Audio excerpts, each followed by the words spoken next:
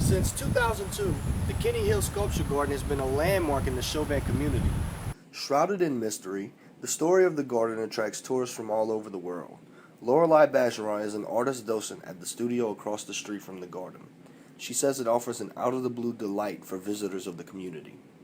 It's incredibly significant in this area because when you come out here, you expect to see, all those South Louisiana things, just shrimpers and boats and such, and you really don't expect to see a wonderland like this. A native of Springfield, Louisiana, Kenny Hill migrated to Bayside Drive in Chauvin in 1988 after divorcing his wife. He spent the first few years living in a tent on the property where the statues now stand. Deborah Cunningham lived across the street from Hill during this time. Kenny found out that there was property here to rent for cheap, and he acquired getting the property across the street, and that's how it all came about that Kenny came to live down here. He was a bricklayer by trade, so he would go and work in Tennessee and come back here and stay on his property. He'd only pay $20 a year for his house until he cleaned all the area out and built the sculptures that he has.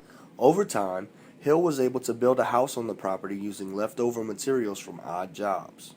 Inspired by religion and inner visions, he then began creating sculptures in 1990. He spent nearly a decade building over 100 sculptures. Most of the art produced focuses on his personal struggle with good and evil. The guy with the blonde hair that you see throughout there, that's Kenny. He pictured himself several different places in there. Hill is quoted saying that the sculpture garden is about living, life, and everything that he has learned. The beautiful thing about it, though, is that Kenny didn't give a lot of explanations behind what each piece meant. He wanted it to be interpreted by the people who saw it. Therefore, no matter who you are, this place offers something for you. Although Hill didn't want any recognition for his creations, stating that his work is a story of salvation for local residents, his sculpture garden is now known by art enthusiasts all around the world.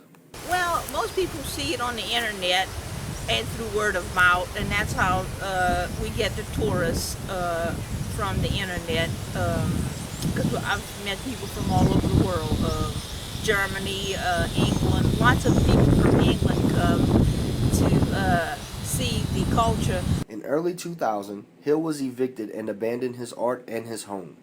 Within the fact that there was never an actual lease, never any written documentation that Kenny rented this property from the landowner, when he passed away in the year 2000 and his family came to survey the land, you can imagine how surprised they were to find a 45-foot tall lighthouse.